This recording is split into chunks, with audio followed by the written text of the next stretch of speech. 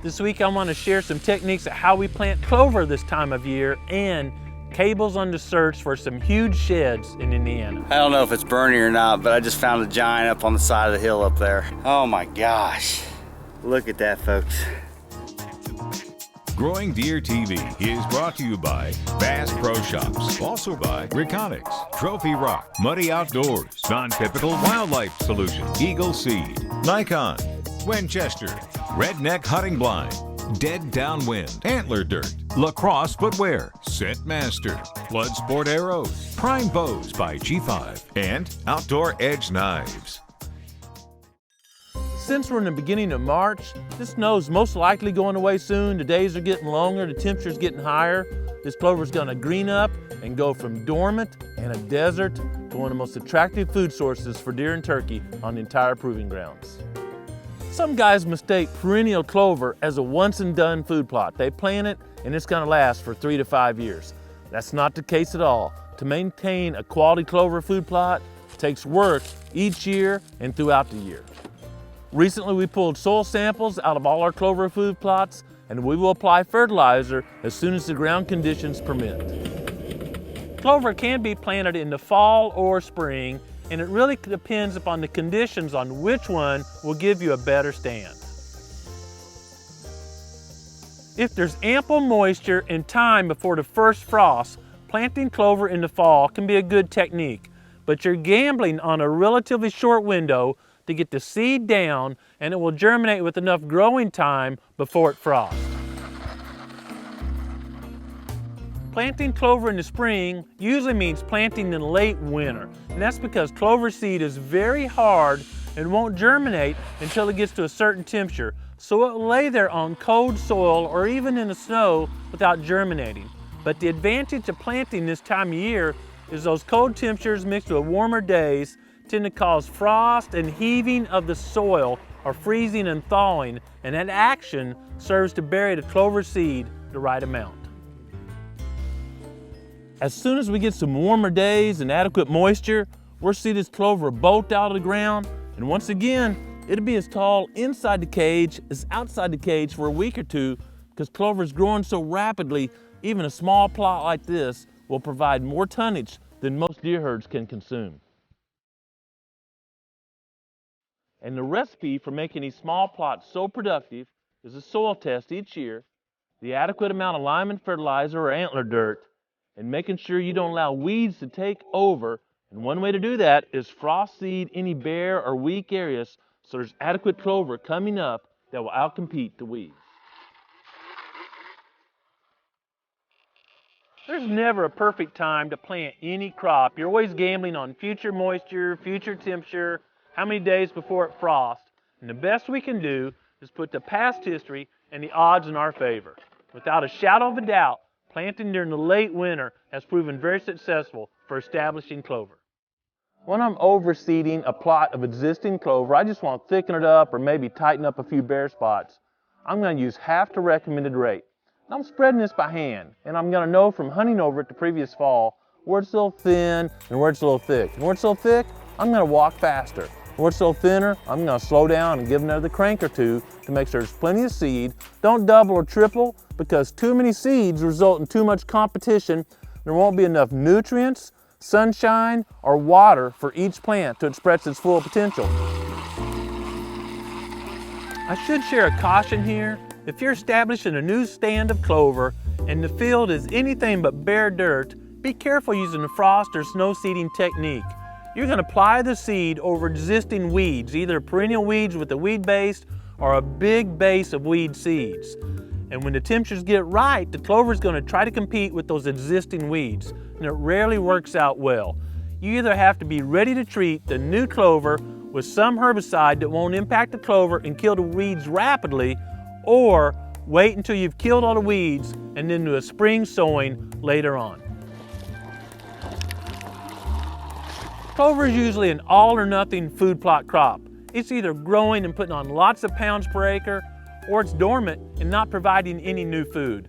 That's exactly why I tend to limit clover to about 10% of my total food plot acreage. I just need a little bit of clover to overlap the time between about now and most of the soybean pods are gone, and the new soybeans are growing once the temperature's warm enough to plant soybeans, or in the fall, right when soybean leaves turn yellow and deer aren't hitting the pods yet. Those two times are when clover tends to be the strongest. Lots of moisture, cool temperature, and the clover is growing rapidly. And about 10% of most food plot programs will provide ample food during those two windows. As we drove by this Eagle Seed food plot, we noticed a lot more deer tracks than we've seen in any of the clover plots. It's easy to understand why. There's still adequate food left here. Now you can tell the beans have been browsed hard, but there's still some pods left, and the pods haven't shattered. They're still holding their beans, giving a great quality food source for deer to be using during the late winter. As it warms up, these beans will actually start to maybe germinate or fall and won't be palatable to deer. And by that time, the clover is green, lush, and growing, and we've never cleaned the table. I like more acres in beans, a few acres in clover, just because it doesn't take many acres when it's growing rapidly to provide all the food, and that provides a great food source year-round for the deer herd.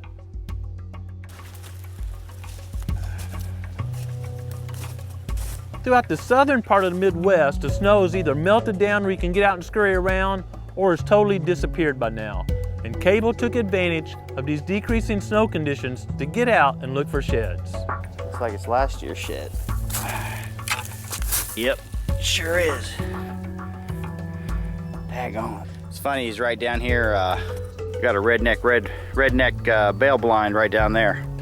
80 yards from it, pretty cool. Just found shed number 4 for the day. Yeah, it's not a bad little shed. That's what we're looking for. Actually, we're looking for a Booner, but you know how that goes. Early on, Cable told us he was looking for a set of sheds from a buck he called Bernie. Just started walking.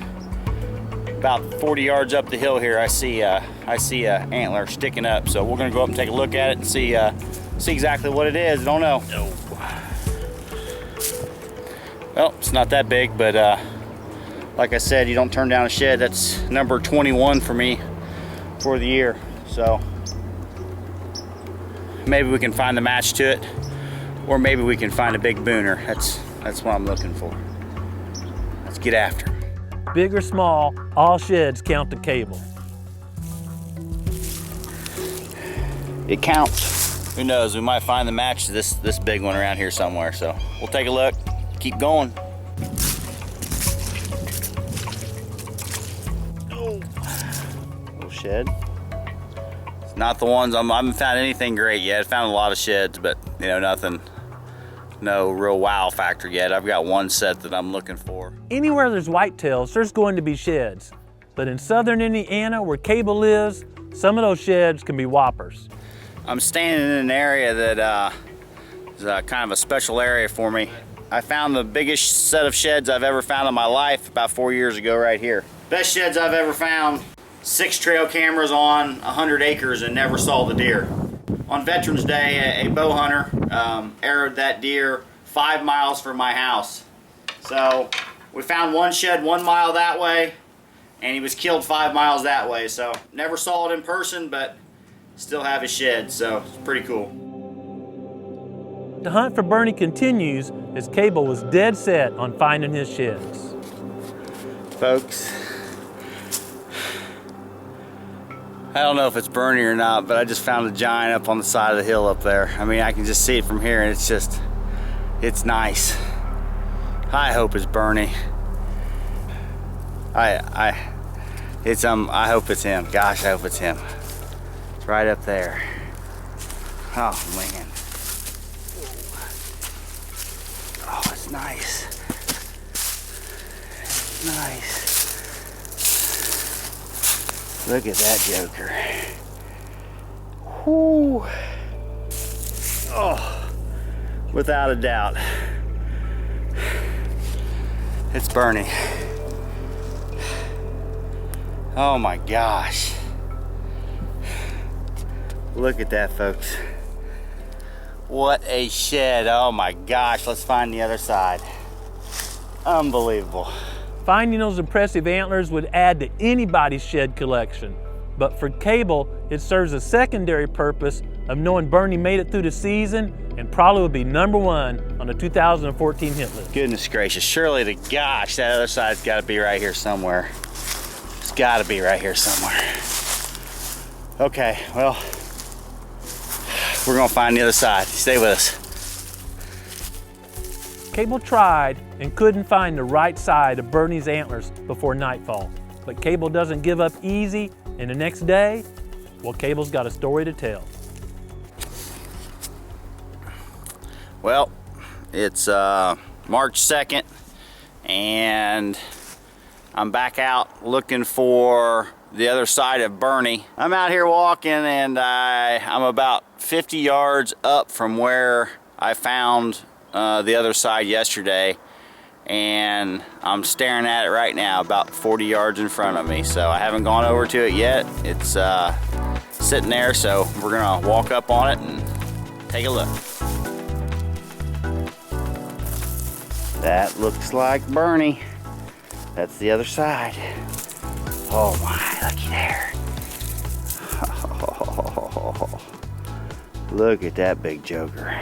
I mean, I couldn't be any happier. I mean, my goal this year shed hunting was to find Bernie.